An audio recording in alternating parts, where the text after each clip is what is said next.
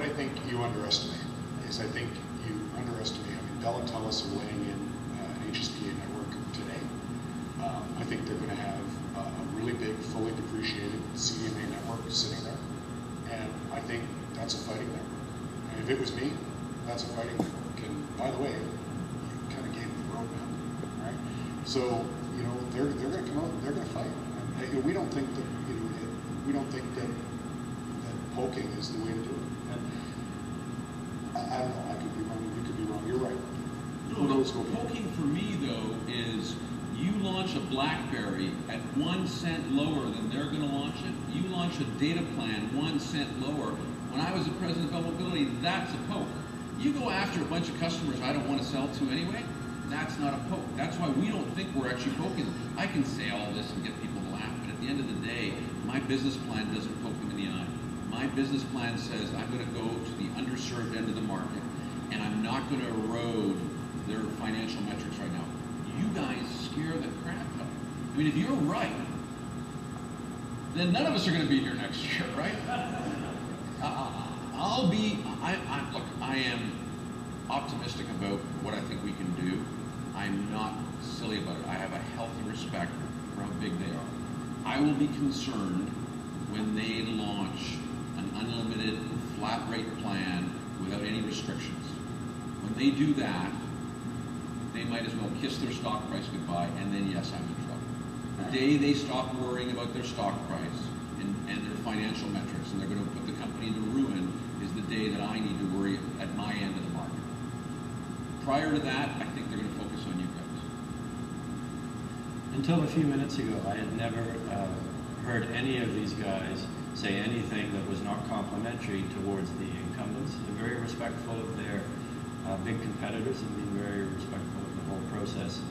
And I wonder, are you thinking buyouts? I mean, now you raised the issue, you got to keep them friendly because this time next year, two of you are going to need them? Our business plan does not contemplate being bought by an incumbent. Well, let's be clear. These guys can't be bought by incumbents for 5 years because they bought Spectrum in the set aside. So for 5 years, they can't have any business dealings with incumbents. I, on the other hand, can. I will not. Let me be very clear. I have no interest in going to work for the incumbents. I have no interest in selling to the incumbents until way down the road, until I've got a couple million subscribers and we've actually had a chance to create some value. And so no, I don't think there's any buyout of us coming. I think there, in theory, what you could have is a situation where some of us all get together. Who knows where all that leads, but I don't expect that the incumbents even think for a moment that Public Mobile will sell to them. There's no chance. Now, that having been said, at some point down the road, my shareholders, my partners, I've invested a lot of my own, wherewithal into this company, not just time. It doesn't say, it's not Chris Deitch Telecom, that my name isn't on it. There's no emotional piece here. We have a business plan. We need to deliver on the metrics of that business plan.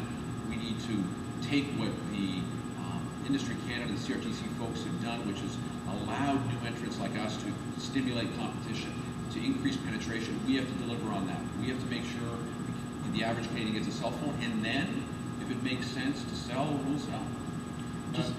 I agree with you, Simon. And I've been saying since the get-go, you'll recall from even a couple of years ago, and both Dave and Alec know this is my position, that the new entrants need to work together wherever it makes sense. Need to work together. If you look at the history, many of us in this room, and the three of us sitting up here, know the history of the local deregulation in Canada. 1998, 1999, 2000, when billions was lost, when the Max Links, the Norwegians, the Future Waves, the Can Act, many of us in this room remember those names. None of them exist today because new entrants said, we're all going to build a new network. And we're all going to go compete with Bell, and Bell ended up killing them all. So I think to the extent wherever we can find ways, I've been saying since the auction, even before the auction, new entrants have to find a way to work together because at the end of the day, we're all with zero market share. We all have theories about what business plan is going to be successful and what may or may not work. But Tony, you're 100% right. Tony and I tried to work together before the auction started.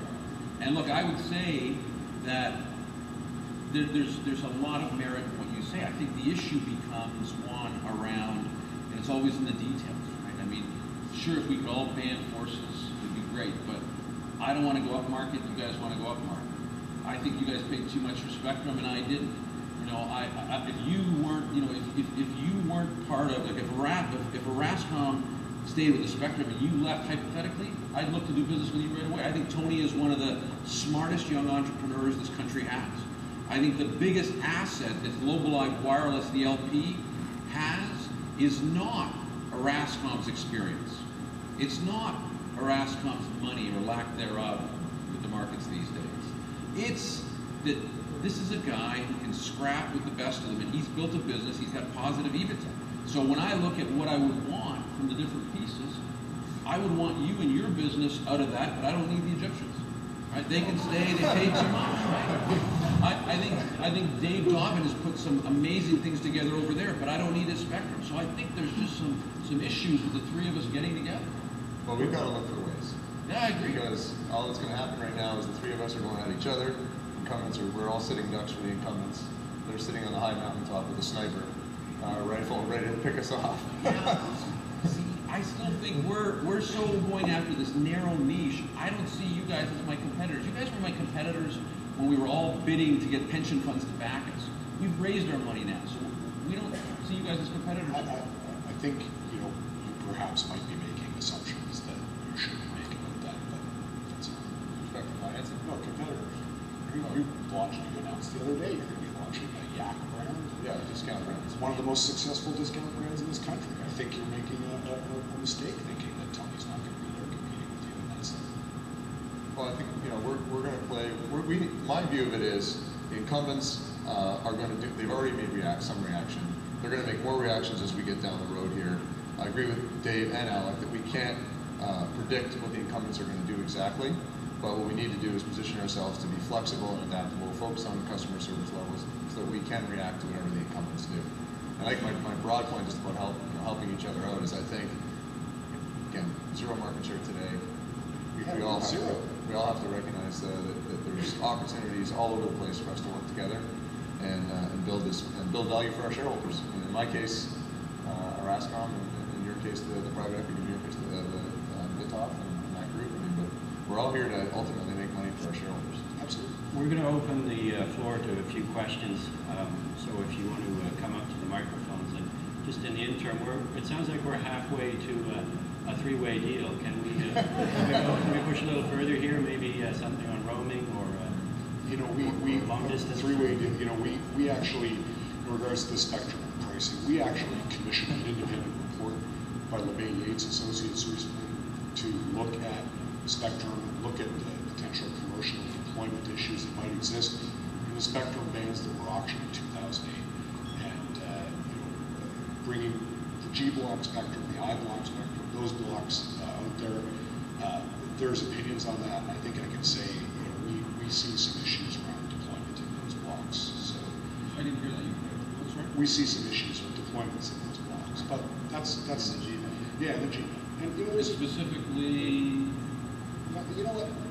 No, there's an independent report. Don't want to talk about it. But consolidating that way, I think there's issues, right? I mean, when you look at G block, you're right. You got a deal on the spectrum. You know, it's spectrum that has not been deployed anywhere else on the planet. Right? You're right. You made a call with that. I think that's great. Those of you who are familiar with me here at the Telecom Summit will remember that I made a Wi-Fi call from that podium 3 years ago. Setting up calls is doable, right? It can happen. But there are other issues with the technology, with that spectrum band that I think are going to be a challenge to overcome and may impede the long-term value of anybody deploying in that spectrum. I got a point. Can I remember that? Please. Go ahead. I wants a copy of the report. Yeah, I'm interested to see the report, but technically, I understand these ecosystem discussions that people have, but I actually do believe that the G-band is going to work fine. I actually do think there are not going to be issues with it from that point of view. I think you can have a debate about long-term handset ecosystem and all that, but in terms of getting out of the gate, Look, Tony's probably the only engineer qualified to talk about this up here, right? Because he actually knows what he's talking about. Look, here's the reality. The G ban came because people mistakenly said, you know what, there are no handsets available. There was never a question about the network. Folks, spectrum is spectrum. Some people could argue, I mean, I could commission some report, and I'm glad you at least said that you commissioned it as opposed to you paid for the information to be published, as opposed to somebody did it on their own. This argument was sort of closed a while back when people realized that we made a phone call on a commercially available handset. The network gear that exists out there today, it sees all the spectrum. G-Block is PCS spectrum. All your phones, Rogers, Bell, and Telus phones right now, they're all on that same PCS spectrum. This is just one band of it. Is it A, B, C, D?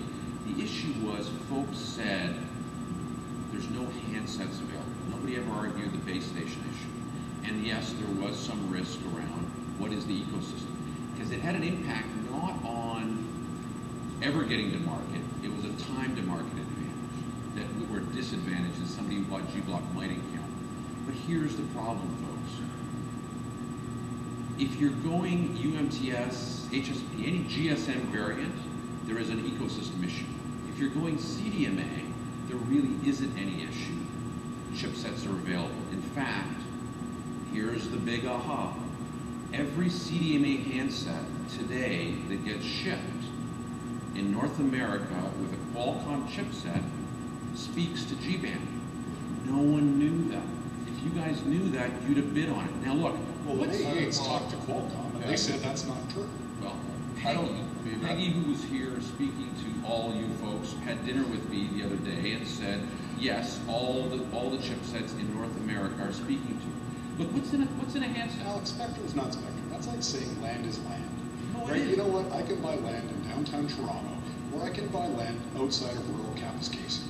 Okay, can I build a 70-story apartment building on land outside of Kapuskasing? Sure, I can. Would it be the best investment? Probably not. So you know what? It's not. Spectrum is not spectrum. But the issue is around. That's just not true. No, but from a technical perspective, it actually is. And so here.